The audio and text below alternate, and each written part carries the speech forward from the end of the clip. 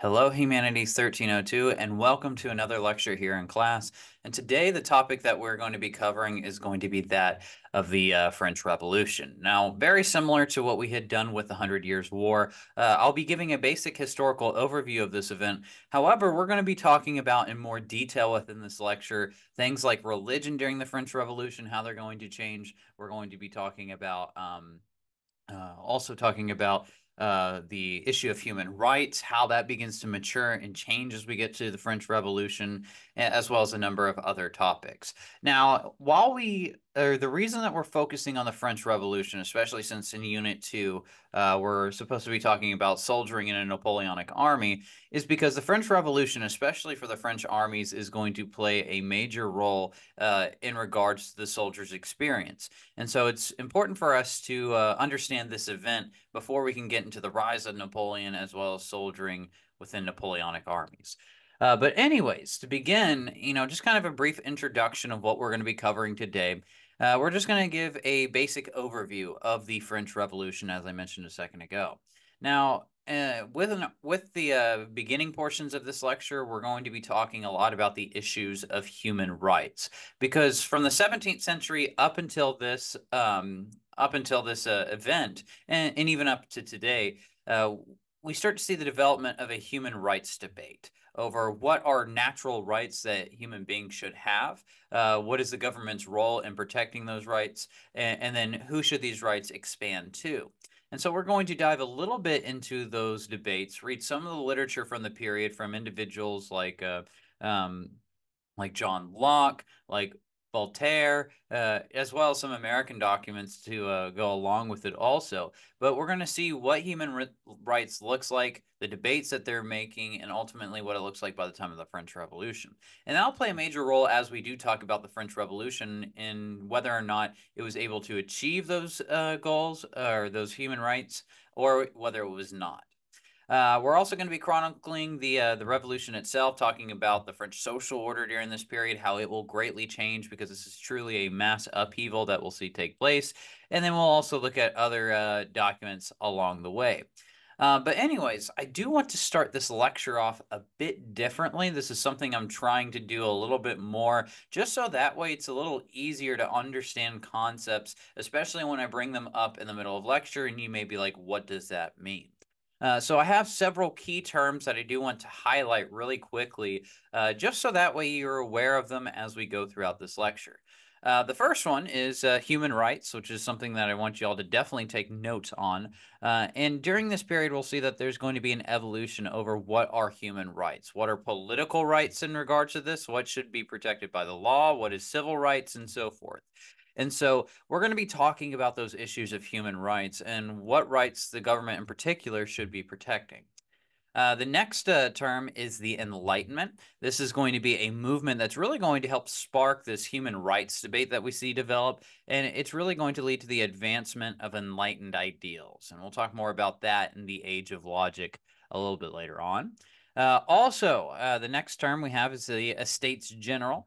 This is going to be the first really parliamentary body that we'll be discussing in revolutionary France. It's going to show us how the social order is constructed in France. And very much, even though this is about 300, 400 years since we had talked about the Hundred Years' War, where we saw the downfall of feudalism in medieval England, you very much still see that feudalism is alive and well, or at least a feudalistic type system is still alive and well. You still have the nobility classes, the aristocracy. Underneath them, you have the clergy, as well as having that peasantry class. But we will see there will be the emergence of some new classes, and we'll talk about it. But the Estates General is going to be divided up into three separate groups, which we'll talk about later on. Next, the National Assembly. This is going to be the body that the Third Estate that we'll become very familiar with is going to advocate to be created to represent the people. And we'll see that the National Assembly will effectively govern the nation of France for some time. Next, the next term, this is going to be one of the groups that we're going to be talking about, that of the Jacobinist, the Jacobin Club, where they originate from. This is going to be a very radical group that's going to really bring terror to the French Revolution, because in their goals of safeguarding individual rights, if you don't conform with their beliefs, they're essentially just going to execute you. And we'll see they'll have other radical ideals, and we'll talk about that later on, but they're going to be a much more radical group. The next term that I have up here on the board is we have the Girondist. They're going to be another one of these revolutionary groups that will initially be I don't want to say supporters of the Jacobins, but they're going to hold some very similar beliefs, the advancement of human rights and so forth, but they're going to be a much more moderate group.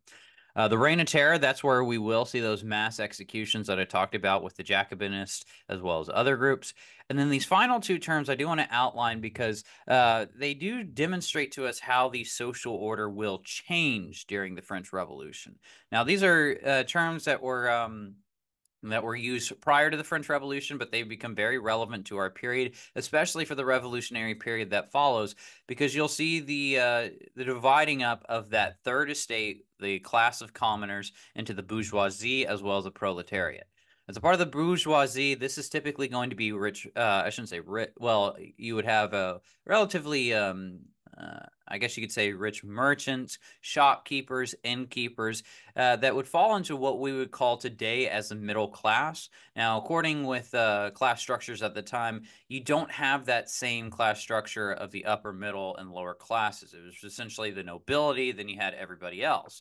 However, with industrialization, with mercantilism in the previous centuries, you do start to see a rising middle class, and therefore their name will be given as the bourgeoisie. However, the rest of the masses, the working class, the lower class, however you want to characterize them as, they will be known as the proletariat. So I just wanted to outline those terms because I may be using them as we get through lecture. But anyways, now that we have that out of the way, let's go ahead and begin our discussion over the French Revolution with discussing what human rights were looking like prior to 1789. Because as we'll see, the debates that had begun over the previous couple of centuries are really going to culminate eventually once we get to the beginning of the French Revolution. Now, in order to understand the human rights debates that begin to take place by individuals like we'll see John Locke, who you see up here on the screen, as well as Voltaire and several others, I want to turn our attention to the 17th century. By this time, the traditional authority that had helped in some fashion govern what the social order looked like and so forth, Western Christendom, the Catholic Church, well, it had split. You see, the Reformation, it had taken place during the 16th century. And as a result of everything that's transpired over the previous few centuries, even going back to when we talked about medieval England, many Europeans were beginning to question the church because what used to be certainties and clear-cut answers to them were now viewed as questionable. And so in this environment, especially following this scientific revolution that takes place in the 16th and early 17th centuries, you see the beginning by the late 17th century of a movement called the Enlightenment. Now, the Enlightenment, this is essentially going to be the age of logic and reason. Rather than trying to look to traditional biblical answers and to traditional sources to try to solve answers for society, you start to see that they begin to think more logically. They try to think through logic and reason to explain the natural phenomena, if you will, of the world. And it will impact many fields. Science, obviously, being one that I mentioned, philosophy, politics, art, literature, and so on and so forth. But for us, we're really going to be focusing on political thinkers at the time as we're focusing on that issue of human rights, because it does come into question what are the natural rights of man? What are his natural human rights that should be safeguarded? And what could be used to justify rebellion if those rights weren't protected? And so this brings us to John Locke. You could probably start with other thinkers, but we're just going to be talking about a few of them. And the first of which we're going to talk about is John Locke. Now, he will publish his famed his second treatise of civil government in 1690, and it's going to promote his social contract theory. Now, to understand what John Locke is writing, we have to understand the context of what's happening in the society in which he lives in, being that of Great Britain. Now, in England at the time, what we had just seen happen over the previous couple of years was an event known as a Glorious Revolution. It was essentially a struggle between Parliament and the King of England, at the time it was King James II, over who would have really absolute authority, who would have the more authority. And in the end, you see Parliament was able to successfully overthrow King James II, install William and Mary of Orange to the throne, and with it, maintain their power. Now, I do want to point out Parliament, even though it's a representative body, it's not necessarily a representative body of all of the people. And this does impact John Locke's beliefs as well, and his views on natural rights, because at least initially, we'll see that they believe it should apply to the rights of the nobility, of the upper class, which is really what Parliament was. But anyways, John Locke, in this atmosphere, being a part of the royal court of King William as well as Queen Mary, is going to promote his famed social contract theory, in which he believed that there were certain natural rights that the government had to protect, and if the government didn't protect those rights, then the people had the right to rebel. And so this brings us to our first piece of literature, which will also be posted online. So if you follow through with the lecture slides I've posted there, these will be posted in there as well. And so I'm going to quickly read through his second treatise of civil government, at least an excerpt from it, to understand what he viewed as natural rights and how that's going to play a role in our larger human rights debate. So, man being born, as has been proved, with a title to perfect freedom and uncontrolled enjoyment of all the rights and privileges of the law of nature, equally with any other man or number of men in the world, hath by nature a power not only to preserve his property, that is his life, liberty, and estate, against the injuries and the attempts of other men, but to judge of and punish the breaches of that law in others, as he is persuaded the offense deserves, even with death itself and crimes where the heinousness of the fact, in his opinion, requires it. Now, going on with this second treatise of civil government, you probably recognize a few words that look familiar: life, liberty, and estate. But in this, the three natural rights, which estate is also considered property, this is where famously John Locke's known for stating that the natural rights of man are of life, liberty, and property.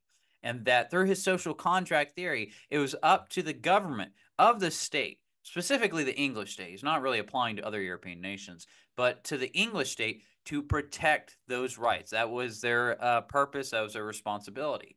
And that if those rights were threatened by the state, the people, the nobility in particular, at least initially, had the right to rebel, to overthrow that government. And this is a very powerful document, especially as we enter the 18th century, because this revolution that takes place over in England is going to impact really a lot of the events that we'll see during the course of the next century. And there's actually a great work that I read in the build-up for this lecture, just kind of preparing. It was actually one I read for my world history class. It's called The Age of Revolution by Eric Hobsbawm. And he really argues, and convincingly so, that the arguments of Locke as well as other enlightened thinkers that we see over in England at this time really are going to set the stage for future revolutions, i.e. the French Revolution, the American Revolution, and so on and so forth. But anyways, he creates this social contract theory. And you start to see that other enlightened thinkers also begin to expand on his theory and on the meaning of what human rights is. Because if we take just John Locke's words, life, liberty, and property, the debate now centers over to who do these natural rights belong to? Now, in our own modern world, we could all agree that it belongs to anybody, regardless of skin color, regardless of gender, regardless of how much wealth you may have, and so forth. But for individuals living in the 17th and the 18th century, they didn't agree to those same assumptions that we have today. The question for them was, does this philosophy apply to slaves? Does it apply to individuals of all races? And more importantly, for the French Revolution, does it apply to individuals of all social classes? And many of these enlightened thinkers are going to argue that it shouldn't, and that it should only apply to the upper classes. But anyways, you do start to see that there is an expansion of these debates surrounding human rights that will enter into the 18th century. And most of those that will engage in these debates, even though they're not going to enjoy a republic or a democratic system, at least in their lifetimes, they're going to make major headways eventually for the ideas of the French Revolution. And so we're going to turn to a couple of French Enlightened thinkers that are going to be so influential. I should also point out in American political thought, but also the French, as we'll see a little bit later on. Now, the first that I'm going to point out is going to be that of Jean-Jacques Rousseau.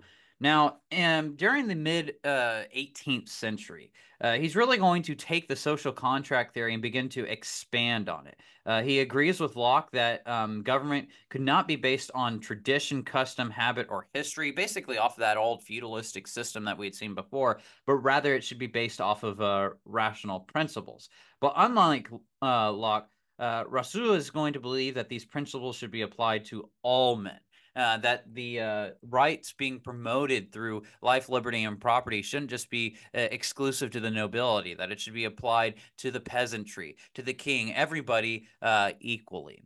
And so through his works, he begins to advance these issues, and it does play a major role, especially in the American Revolution and later the French Revolution.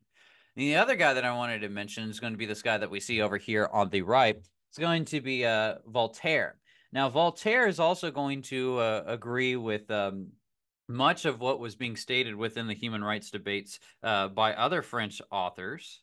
Now, Voltaire would also advance the cause of human rights, and he begins to point to another issue that we see prominent in his homeland of France, that of religious toleration. Now, France was a Catholic nation, and they very much persecuted against, let me get to the right document. They very much persecuted against non-Catholics. You see it especially the Protestant groups and to a lesser extent Jewish groups all throughout the country.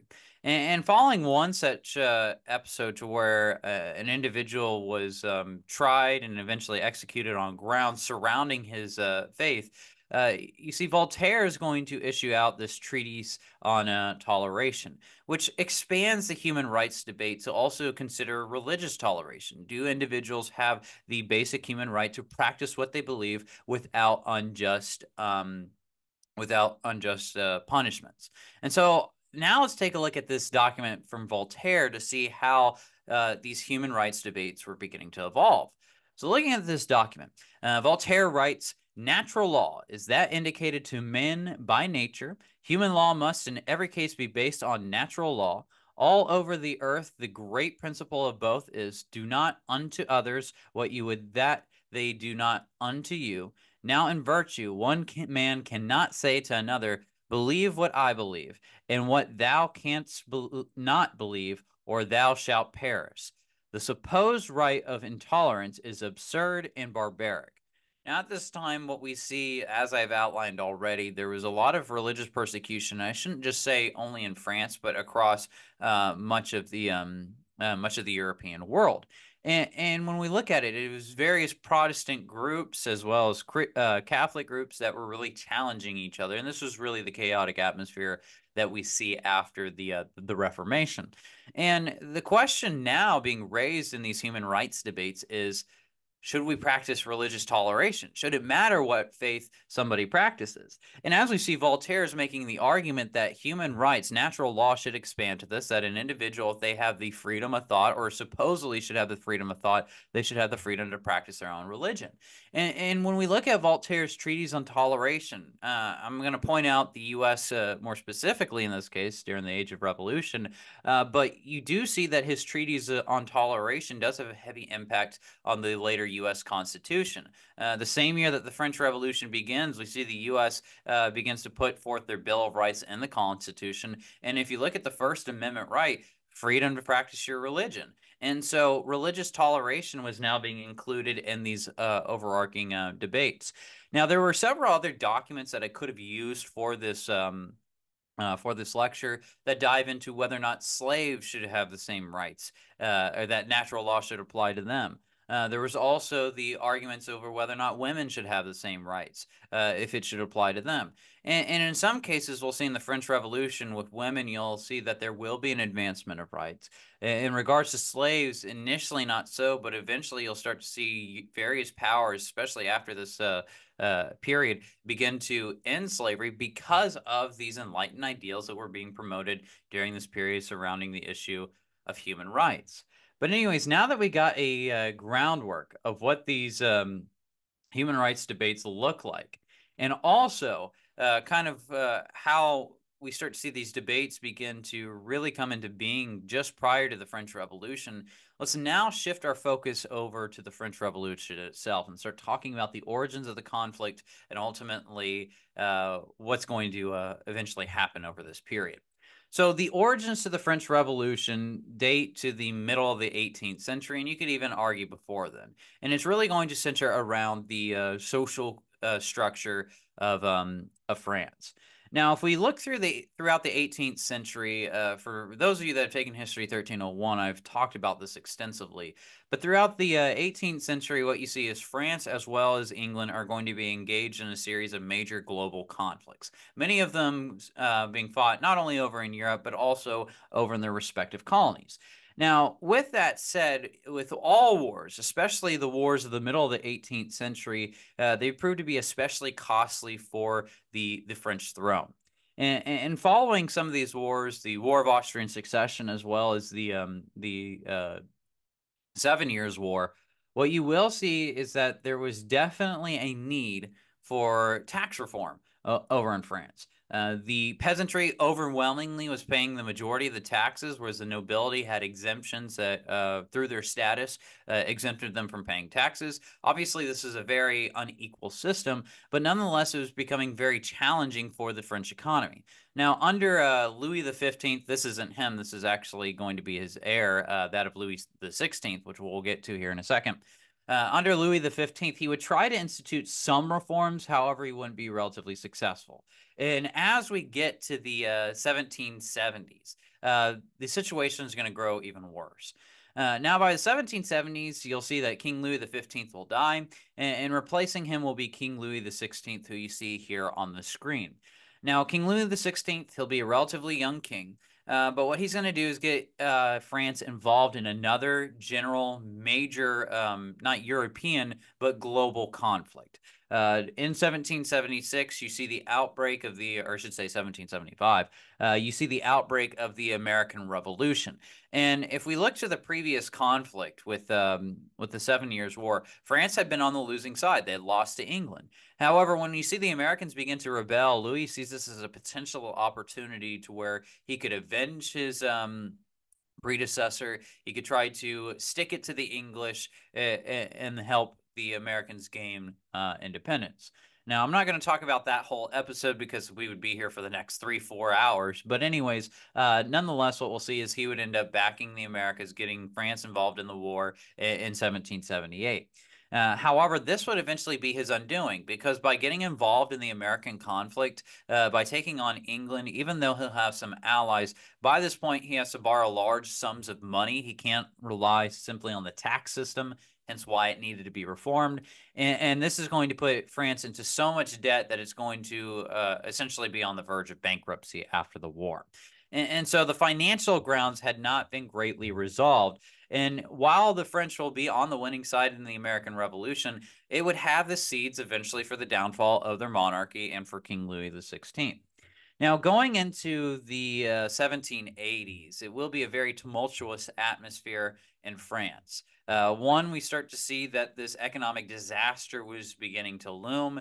And furthermore, people were beginning to lose faith in King Louis. If you look at really what was happening on the ground in France during this period, many people, when they looked at King Louis as well as his wife Marie Antoinette, they believed that he was increasingly disconnected from society, not understanding what was going on, especially with the economic crisis. And when famine hits in 1788, you would see King Louis XVI, as well as much of the nobility, living lavishly, while commoners, which should make up well over 90%, maybe 97% of the country, were suffering because of the famine. And as you could probably guess, when you see these things occurring, it's no surprise by 1788, 1789, there is a demand for change. And reluctantly, and this demand for change, for pressure from the classes, in order to bring about specifically tax reform and so forth, King Louis XVI is going to do something that no French king has done since 1614. He's going to call for a meeting of the Estates General to help resolve the economic crisis. Now, the Estates General, I kind of outlined it a little bit earlier when we went over the key terms. This would be a parliamentary body that's supposed to represent the various classes that we see in English society. They would meet in May of 1789, and they would be divided into three estates. In the first estate, this is largely going to concern the nobility. This is largely going to include their members. The nobility, as we talked about, extremely rich. They own most of the land and so forth. As a part of the second estate, you would see the clergy, the church. Now, they're going to have a very close alliance with the nobility because they also, many of them, own large swathes of land within France, and they have very similar interests to the nobility. Now, the final estate, the third estate, is going to be the commoners. Now, as I mentioned before, there wasn't a clear distinction between the bourgeoisie and the proletariat. So you will see the middle class, you will see members of the working class and the lower class all included here. Essentially, the commoners were supposed to be the rest of France that weren't represented in the first two estates. Now, whenever these estates meet in May of 1789, the hope was that they would bring about some sort of financial change to the nation. However, quickly what we'd see is that, I mean, almost immediately, whenever they meet, they're going to fall into deadlock. And the reason for this is because what we see is the commoners are arguing that they should have a general vote more so, to where the number of representatives and their vote should be counted as opposed to each estate getting one vote. The reason being is because there's far more delegates within the commoners that represented their people, and they would have a much larger voice. And especially in a society, you want to see the bulk of the population be able to dictate policy because their voice should be the loudest.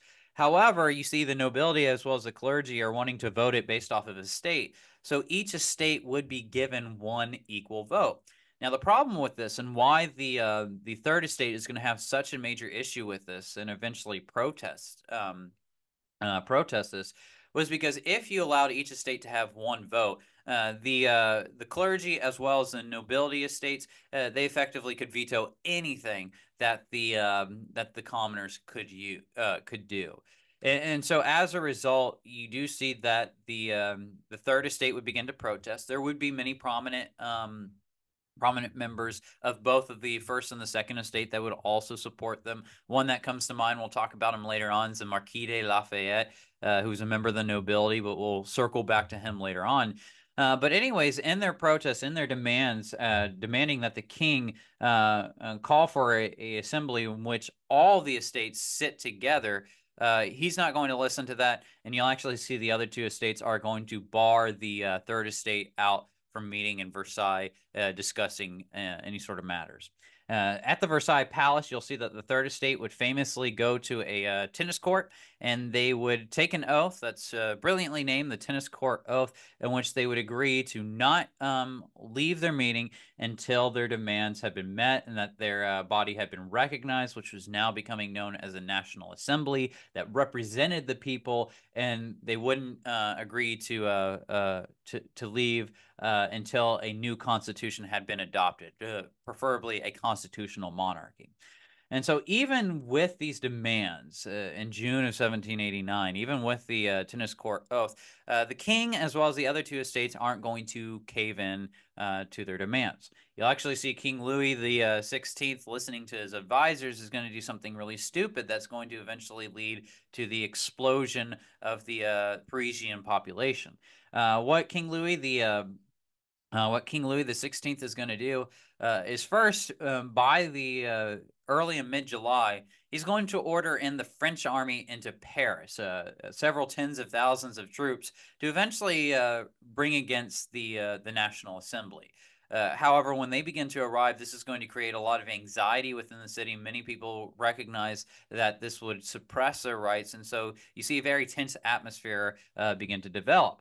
However, more noteworthy, that would eventually lead to the popular uprising, is that is that King Louis is going to fire his very popular finance minister, Minister Nectar, and when he does that, the population of Paris is going to explode. On July 14th, 1789, you'd see crowds of tens of thousands of Parisians are going to unfurl a new flag known as the tricolore, which is going to have the colors of Paris, which is red as well as blue, with white in the middle of it. And that, as we know today, as the French national flag. When unfurling those flags, they would then storm to what was seen as a oppressive prison system of the old order, that of the Bastille within Paris. Now, the Bastille, while it was, or how it was seen as a symbol of oppression of the old order, is typically the king, whenever he would arrest members of the common class, they'd be thrown into the Bastille, tortured, and so forth. And so this would be their target, and tens of thousands of Parisians would converge on and lay siege to this prison. Eventually, the prison would surrender. They would march inside. They would take the warden or the governor of the prison, and they would behead him, put his head on the pike, and march it throughout the streets. And this was a popular uprising that really shook to the core not only the king but also the other two estates. And it demonstrated the power of the people when they were discontent with what was happening in Versailles. And as a result of this, you do see that Louis, with this popular uprising, as well as the other two estates, would begin to cave in and recognize the National Assembly. Throughout July and August, though, as you see this National Assembly convening, and as other prominent members of the other two estates begin to join this national convention, they're looking to establish some sort of constitution, some sort of governing document for the people that would represent their rights. Now, they're not going to adopt a formal constitution, but they will adopt the Declaration of Rights and the rights of man and of citizen during these debates. And in August of 1789, you do see the publication of this, which was meant to safeguard the rights of the people at this moment in time. So anyways, I want to turn our attention over to the Declaration of Rights of Man, read through it, and see how the human rights debates really unfolded here. And then I also want to talk a little bit more about some other models that might have inspired them. Now, reading through the preamble, the representatives of the French people organized in a national assembly, considering that ignorance, forgetfulness, or contempt of the rights of man are the sole causes of public miseries and the corruption of governments, have resolved to set forth in a solemn declaration that the natural, inalienable, and sacred rights of man, so that is declaration, being ever present to all the members of the social body, may unceasingly remind them of their rights and duties, in order that the acts of the legislative power and those of the executive power may at each moment be compared with the aim of every political institution, and thereby may be more respected, and in order that the demands of the citizens, grounded henceforth upon simple and incontestable principles, may always take the direction of maintaining the Constitution and welfare of all. In consequence, the National Assembly recognizes and declares, in the presence and under the species of the Supreme Being, the following rights of man and citizen. Now, there are 17 articles in total, but I'm just going to read the first three because that's all that I really had room to post on here. Article 1. Men are born free and remain free and equal in rights. Social distinctions can be based only on public utility. Article 2. The aim of every political association is a preservation of the natural and imprescriptible rights of man. These rights are liberty, property, security, and resistance to oppression. The source of all sovereignty resides essentially in the nation. No body, no individual can exercise authority that does not expressly proceed from the latter. So looking at this document, it's the preamble to any constitution that the French would have put forth. And what's unique about it is they're putting the rights of individuals, of man, before everything else, before you start to talk about the structure of government and so forth, essentially promoting the idea that this should be above all thing and must be used to guide and direct the Constitution, the government, and so forth. And so we do see how natural rights were being promoted within this document that had been talked about within those previous documents that we read from Voltaire as well as John Locke. We see this specifically when we look at Article 2. These rights that they believe that should be protected are liberty, property, security, and resistance to oppression. And I do want to point out that while those documents we talked about earlier were very influential, they won't be the only influences on the Declaration of Rights of Man. Because many of those that were beginning to draft up this document, they weren't thinking of these radically new ideas. They had looked to the enlightened thinkers, as I've outlined, but they also were drawing on inspiration from the American colonies, who at the same time in 1789 had drafted their Bill of Rights to add to their Constitution, and they also had a precedent before that with the Declaration of Independence, which outlined very similar things. And so, what's interesting about that document is you see a lot of American influence within it as well. And since my background is in American history and I teach predominantly U.S. history classes outside of this humanities course, I do want to talk about briefly the American influence on the Declaration of Rights of Man. Now, the reason that we see a lot of American influence into this document is because many of those who are actually engaging in the debates over what this document should say and what the new government should look like were actually French officers who had fought in the American War of Independence. Now, the most noteworthy of these French officers that had fought in the American War of Independence is this guy that you see here on the screen, the Marquis de Lafayette.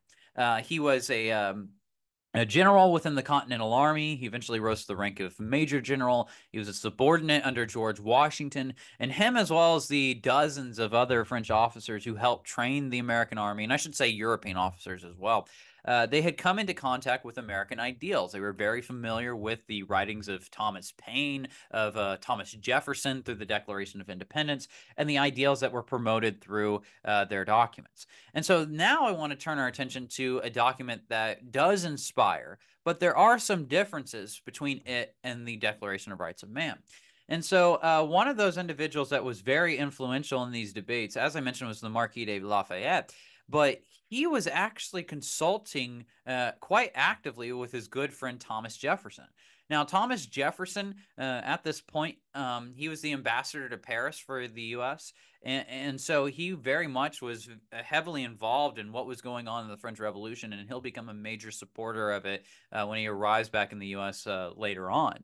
But anyways, you can see through the debates not only the influence he has on Lafayette, but also how he has the influence on the Declaration of Rights of Man. And so I wanted to compare these two documents, the Declaration of Independence and the Declaration of Rights of Man, just really quick to see the issues of human rights, how they were so prominent during this period, and talk about the American influence, but seeing how the French are going to take their own different spin. Now, with the Declaration of Independence, we hold these truths to be self-evident, that all men are created equal, that they are endowed by their Creator with certain inalienable rights, that among these are life, liberty, and the pursuit of happiness.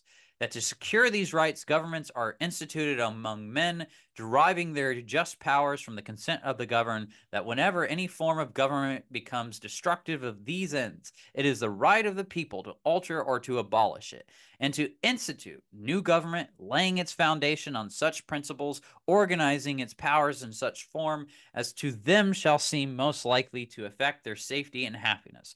Prudence indeed will dictate that governments long established should not be changed for light and transient causes. And accordingly, all experience have shown that mankind are more disposed to suffer while evils are sufferable than to right themselves by abolishing the forms to which they are accustomed. But when a long train of abuses, usurpations, pursuing invariably the same object and vices a design to reduce them under absolute despotism, it is their right, it is their duty to throw off such government and to provide new guards for their future security. Now, looking at this document written just over or just about 15 years prior to the Declarations of Rights of Man, you can clearly see the influence that it has on that document. you see how they were talking about certain natural rights. However, in the American spin, through Thomas Jefferson, it was life, liberty, and the pursuit of happiness. Whereas if we go back to the Declaration of Rights of Man, it was liberty, property, security. And I do want to go into this last one, resistance to oppression.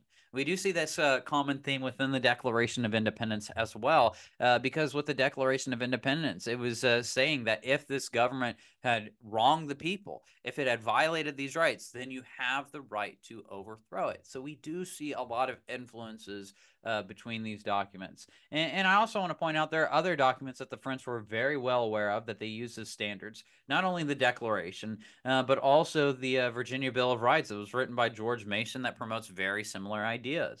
And so there was a heavy American influence on the French Revolution. There was a major there were major implications from the Revolutionary War that led to the causation of the French Revolution. But I do want to point out where the Declaration of Independence and the Declaration of Rights of Man will be different. Is the Declaration of Independence, it is not used as any sort of constitution. It is saying that these are rights that should be safeguarded, but it's not the preamble to the Constitution. And in the case, that's what we see with the Declaration of Rights of Man, which specifically wanted to ensure that through any constitution, through any government, those issues would be safeguarded. And furthermore, kind of going, even though we clearly see the American influence, I do want to point out the French Revolution will go down a drastically different pathway. It'll be far more complex. And while you do see some social class issues coming into being within the American Revolution, you really see that explode over in the French Revolution. But nonetheless, it's important for us to recognize this, recognize these similarities. But anyways, once you see the adaptation of the Declaration of Rights of Man, the hope was then that the National Assembly would then develop a constitution that would govern this new government. Now, their hope was they wanted to create a constitutional monarchy. King Louis XVI will remain in power. However, they want to greatly limit his power. Some of the things that they will do pretty quickly is they will abolish the old feudal hierarchy. They're going to abolish serfdom. They're going to abolish peasantry. And you will see they're going to greatly change the social order to reflect the popular uprising that we had seen develop during the summer of 1789. And they do this so that way they could advance the issue of human rights, so that way it could be applied to all members of French society. But there was a question over whether or not, in their debates, whether it should be all Frenchmen or if it should just be the middle, or what we would recognize as the bourgeoisie, the middle class, or should it apply to all races, all genders, and so forth. But anyways, over the course of the next 2 years, even though the National Assembly was beginning to debate these issues, the debates would drag on and they would reach a deadlock. For 2 years, even though they would basically force King Louis the XVI to support any new constitution that would be put forth by the Assembly, nothing had been written. However, finally in September of 1789, or 1791, sorry, a new constitution would be signed. And as I mentioned just a second ago, kind of going off the themes with the Declaration of Rights of Man, this new constitution would expand rights. And we will see many of the human rights issues that I've talked about so far. Religious toleration would be adopted with this new constitution. You'd also see that this new constitution would give more rights to women, particularly in regards to divorce and property ownership, and so forth. However, even though a new constitution was adopted, I do want to point out that there is a lot of discontent from the king over this new government. Not wanting to give up a whole lot of his authority during the summer of 1791 before this new constitution would be adopted, King Louis XVI, as well as Marie Antoinette and the rest of the royal family, will try to escape to neighboring Austria. Now, Austria, I do want to point out, they play a major role within the French Revolution just because we see Marie Antoinette, she was an Austrian princess. But anyways, they're going to try to escape to neighboring Austria to hopefully stage a counter-revolution to crush the revolution that was stripping Louis of his power. However, literally, as they begin to arrive right near the border, they go through the last checkpoint. The king in disguise would be recognized by one of his subjects, who was the guard that night. He would be overtaken with awe. However, a local really crowd that had gathered were not so sympathetic towards the king. To them, he was a traitor for trying to abandon France and the French throne during this time. he would be taken back to Paris. And while he would still be the monarch, and while we still see a constitutional monarch in power, there was a great amount of discontent within Paris. And many were beginning to view him as a traitor. And the following year, we'll eventually see, with the rise of a new republic, you will eventually see him not only imprisoned, but eventually executed. But anyways, in the meantime, what we'll see is the National Assembly, now known as the Legislative Assembly, would continue to push forth new laws expanding human rights and looking to create a new republic, which formally the National Convention would form a new republic in September of 1792. However, before that new government is formed, the situation in France is going to become ever more chaotic.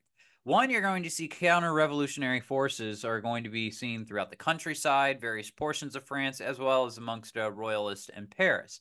But more notably, once King Louis XVI has been imprisoned, you'll see that there would be a threat made by Austria, as well as Prussia, that if anything were to happen to King Louis XVI, that they would intervene and crush the revolution. Well, with this proclamation that had been issued out by Austria, you'll then see that in April of 1792, the Legislative Assembly would then declare war against Austria, and soon afterwards, you'll also see Prussia will get involved in this conflict. Now, through the revolutionary wars that take place during the 1790s, we will see that many outside nations are going to get involved to try to crush the revolution. There was a great amount of fear amongst these powers that ultimately the ideas of this revolution would spread over to their realms. And they were looking out for, at least initially, the safety of King Louis XVI, who they saw as this absolute monarch that, if he remained in power, could safeguard their traditions and social orders.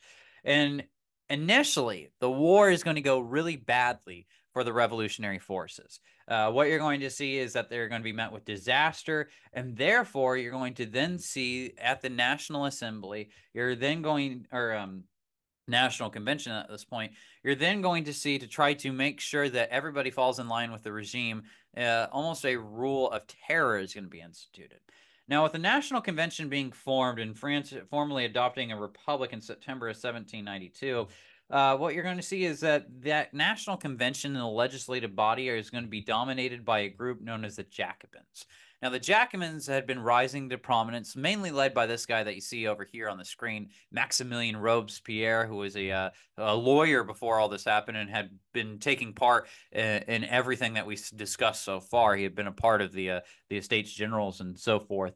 But anyways, with the formation of the Jacobins, to safeguard the issue of human rights, as well as to try to make sure everybody supports the war effort, you start to see that they're going to begin to institute a period of terror.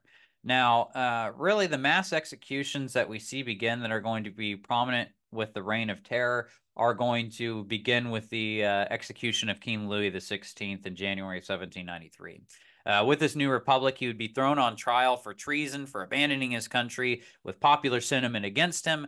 They would find him guilty and send him off to a new killing device, that of the guillotine. Now, also, as we talk about the issue of human rights and the Enlightenment, I want to talk about the death penalty. And the question around that. Now, obviously, today, in regards to humanitarian issues, we do see a debate, even in the United States, over whether or not the death penalty is really humanitarian. Or should we put somebody in jail for, say, for the rest of their lives? Well, for individuals at this time, they were trying to debate whether or not this is actually a humanitarian way of executing, what is the best and most humane way to execute somebody. And as a result, you see this new invention, the guillotine, was viewed as something that where an individual would be tortured, they would suffer very little, and it was viewed as a very humane way to die. Essentially, what it was is a large blade that weighed, I can't remember the exact weight, but it weighs quite a bit. It would be hoisted up in the air, and then once you pull the cord, that blade would then fall down, cut off their head, lead to a clean cut, and as a result, the individual would suffer very little. It'd be a very quick death, and so forth. And so it was viewed as a much more humane way to perform executions. However, it will be very industrial in how it performs executions as well.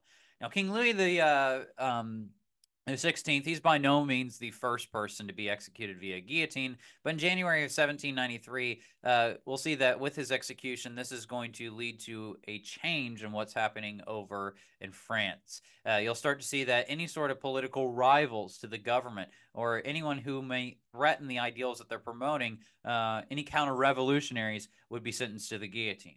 And over the course of the next almost year and a half, you'll see 40,000 people are going to be executed.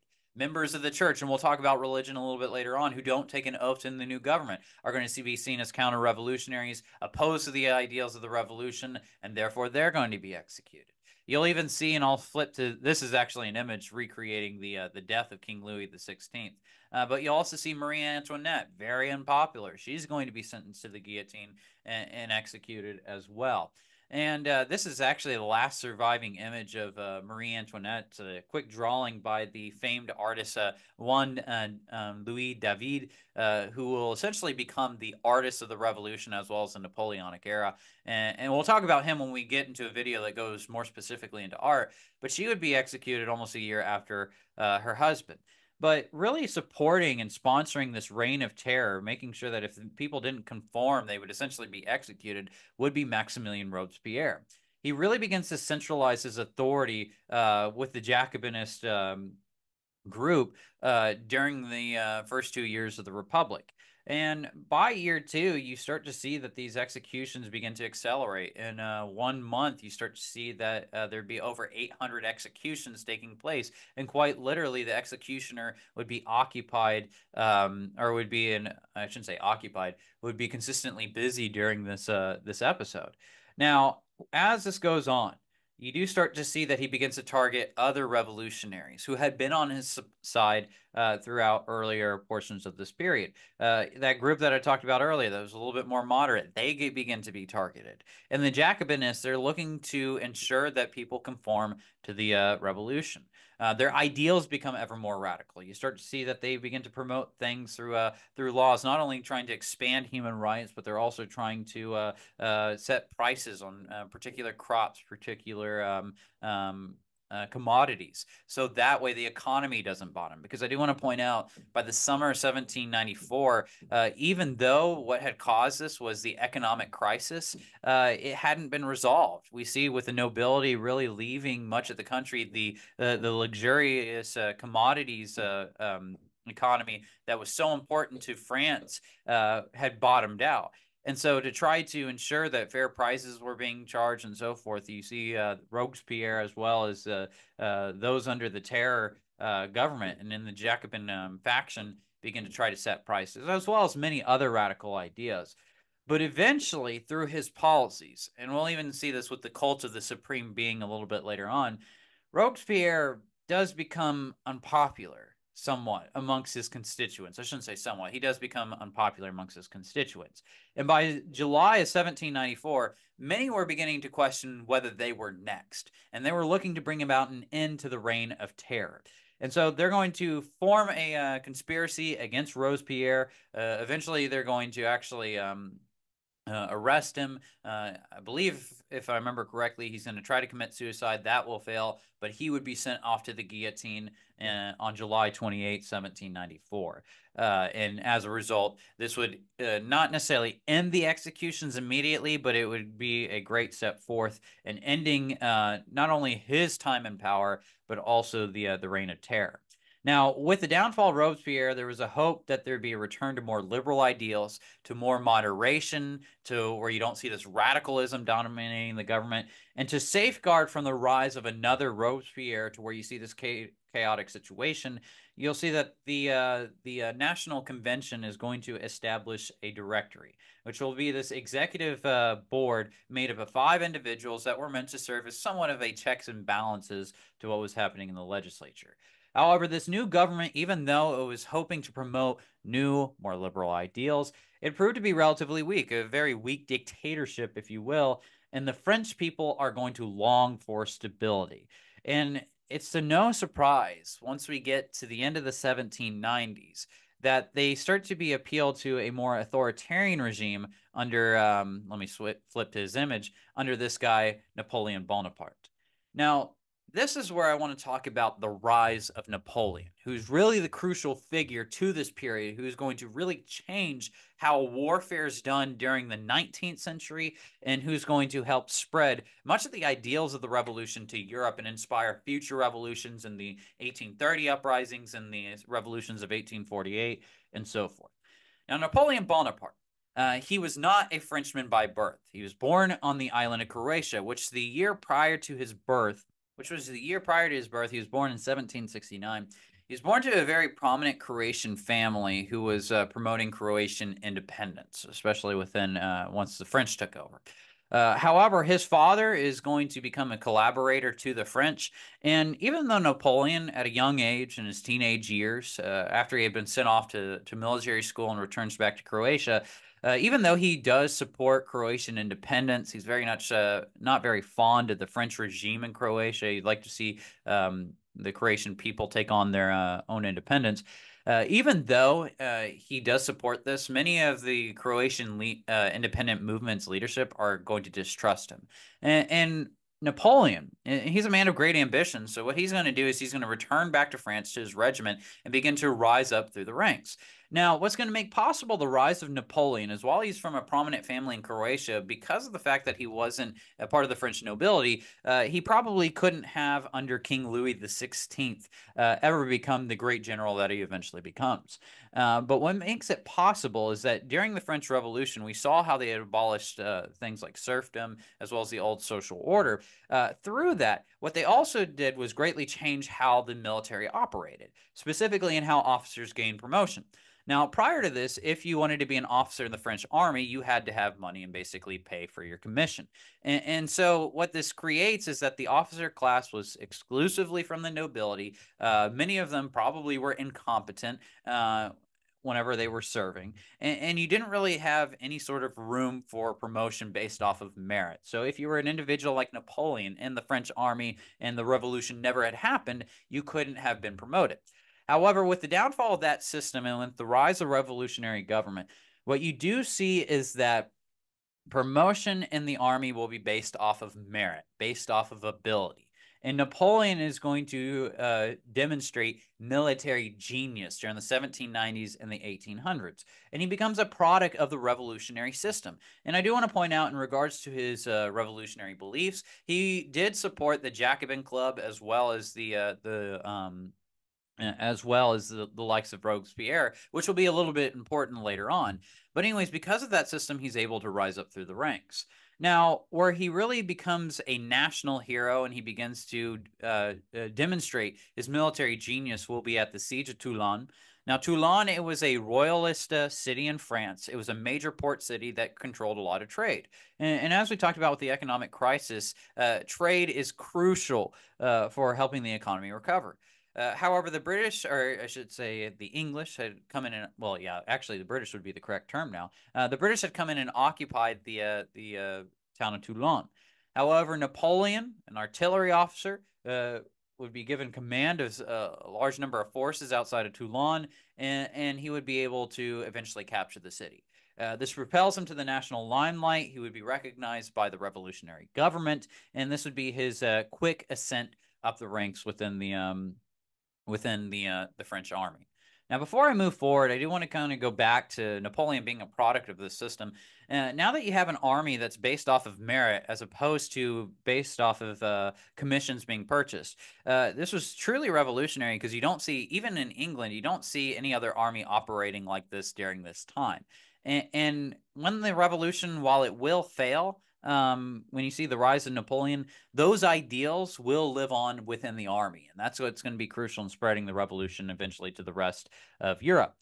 But after Toulon, he becomes a national hero. He would go on to command more troops later on in the revolution. However, with the downfall of Robespierre, since he was a supporter of that faction, those coming to power are going to really look at Napoleon in a very dark light. However, it won't be long until Napoleon will be given another opportunity to prove himself. But this is actually going to concern the citizenry that we'll see in Paris.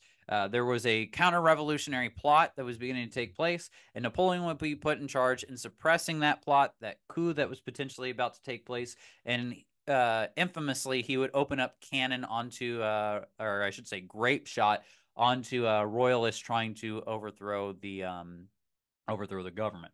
This puts him back into the graces of the Directory, and as a result, he would be given command of an army over in Italy.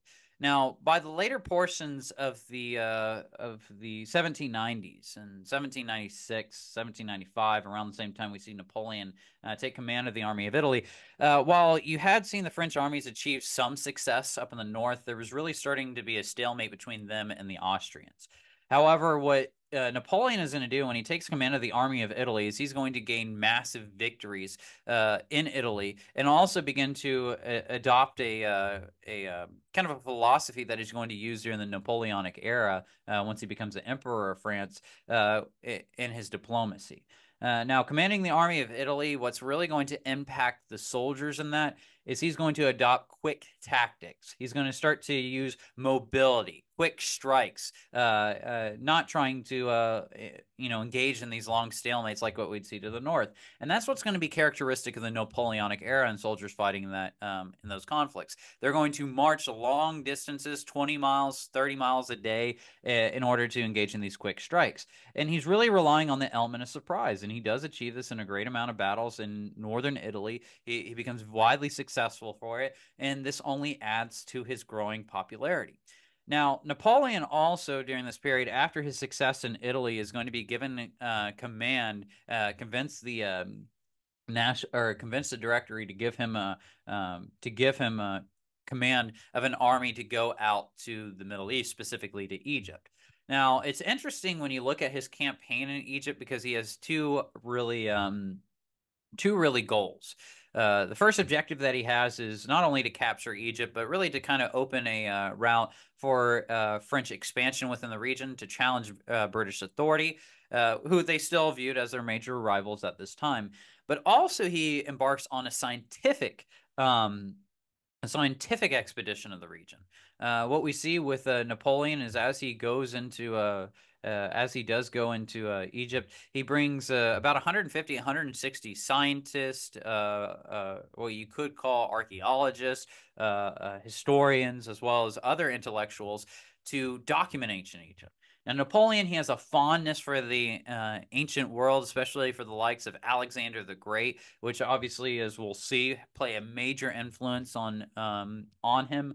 But anyways, he's going to establish the Institute of Egypt, which is really going to lay the groundwork for archaeological studies that we'll see in Egypt and a growing understanding of that period. And this really adds to our topic of humanities because a lot of what we know about ancient Egypt today, we could credit for the expedition that Napoleon leads there. And then most notably, while his troops are there, contrary to popular belief, I do want to point out they're not going to use the Sphinx as target practice, as has been promoted. But what we do see with his troops, what they are going to discover is the Rosetta Stone. Now, the Rosetta Stone, it's going to allow the French, as well as other groups later on, to translate hieroglyphics into Greek, into Latin, and then eventually into their native language. And so the reason we can read hieroglyphics today and what we understand about ancient Egypt, we can thank to Napoleon, because at that point, the hieroglyphics were a dead language, and so Napoleon was able to discover, or the intellectuals with him were able to discover this, and he does add to a great amount of the archaeological evidence that we have today.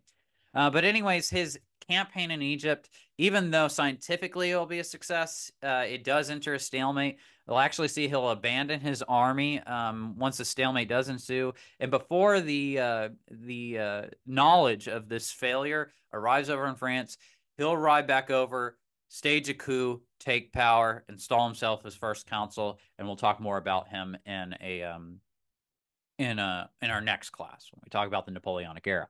But anyways, that pretty much brings to an end of our discussion over the really the chronological approach to the French Revolution.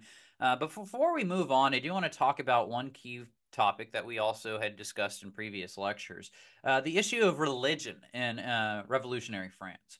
Now, when you see the rise of the Enlightenment, so going back before we talked about the French Revolution, you see a rise in secularism. As mentioned before, they're challenging traditional answers, specifically the church.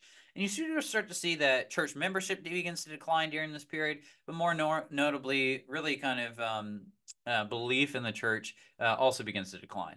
Now, I also want to point out the Reformation and the religious warfare plays a major role in that as well. But anyways, we'll eventually see that the secularism that was being promoted during the Enlightenment will come to culmination in revolutionary France.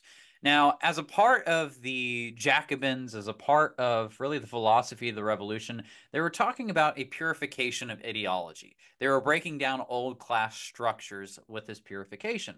We saw them get rid of that old kind of feudalistic styled society. And with it, with these reforms, they're also calling for reforms of the church.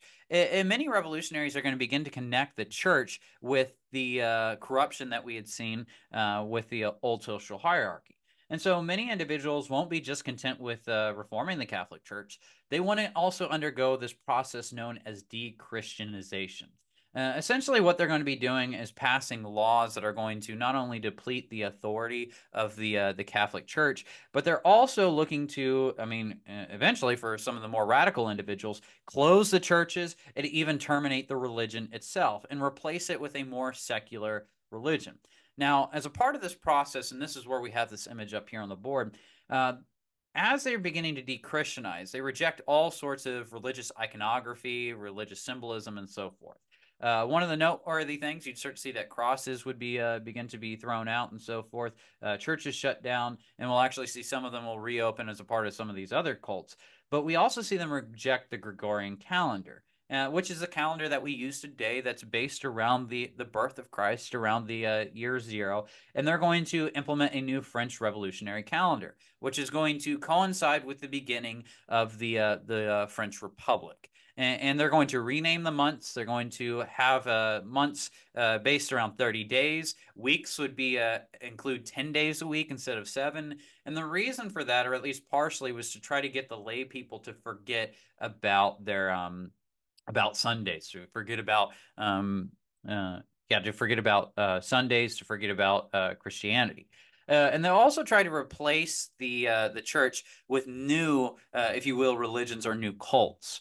And the cult of reason, if you look at that, as well as the cult of the supreme being, they're going to promote issues like logic. You'd see that revolutionary heroes would also become lionized within these cults. And likewise, you'd also see that science really becomes the goddess, if you will. The cult of the supreme being would be sponsored by Robespierre, but regardless of which cult you're looking at, it's going to generate very little interest from the masses. Many of them are going to kind of look at Robespierre, and this kind of leads to why his popularity begins to diminish, because they're starting to think you're trying to proclaim yourself essentially as God. What's going on with you? But anyways, going back to why the lay people don't really draw a whole lot of interest from this is because much of their sense of community did come through the church. While there is persecution of church officials, there will be, I believe, 54% of the clergy will take an oath to the revolutionary government. And while you'll see, the other 46% executed as a part of the reign of terror as being viewed as counter-revolutionaries, in times of chaos, really the clergy provided guidance. They really provided for the spiritual wealth of the communities, and they were very prominent figures. They often looked out for the interest of their flock, of the masses, and because of this, by taking apart such an order, this is going to upset much of the common population. And so these cults, while they will remain somewhat in place during the closing days of the revolution, under Napoleon, they would eventually be banned, and you'll see a reconciliation between the Catholic Church as well as Napoleon in France through the Concordat of 1801, which would renew good faith between the two. But anyways, that just kind of ends up my discussion of religion during this period. And while we do see the downfall of the revolution with the rise of Napoleon, a more authoritarian state, by no means, as we conclude this lecture, are the revolutionary ideals dead with the rise of Napoleon. They will live on, specifically within his army, that will begin to expand over Europe and spread the revolutionary ideals to the regions in which they conquer. And as we'll see, they will prove influential in the uprisings in the 1830s, with the revolutions of 1848, and so forth. And we'll also see that the ideals of the revolution, especially surrounding the issue of human rights, would live on with Napoleon, who looks to solidify them through the Napoleonic Code, which would guarantee equality of all male citizens and abolish security of wealth and private property. I also want to mention, as his armies begin to spread throughout Europe, they begin to abolish that old feudalistic system, abolishing feudalism all over the territories in which they conquer. But anyways, as mentioned before, all of what's being spread will inspire future generations, especially as the continent begins to witness the other major revolution that was taking place at around the same time, the Industrial Revolution. And with an increasingly industrialized society, with class divide becoming ever more prevalent between the bourgeoisie through the proletariat and so forth, you will see that this will eventually lay the basis for future revolutions. But anyways, for us, that brings us to the end of that set of lecture slides, and with it, our video today.